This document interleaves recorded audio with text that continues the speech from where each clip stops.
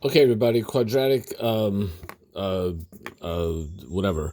So if you have one way to write a parabola is y equals a times x minus h squared plus k. If you write it this way, then h and k are going to be the coordinates of the vertex.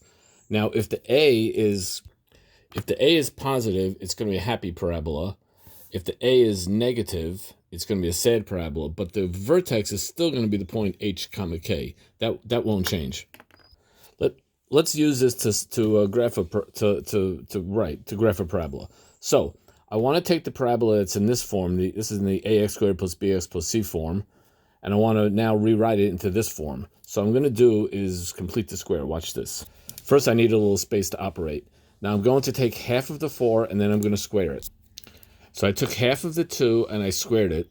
But if I add this, I have to also subtract it for balance. So this becomes x squared plus 4x plus 4 plus 3.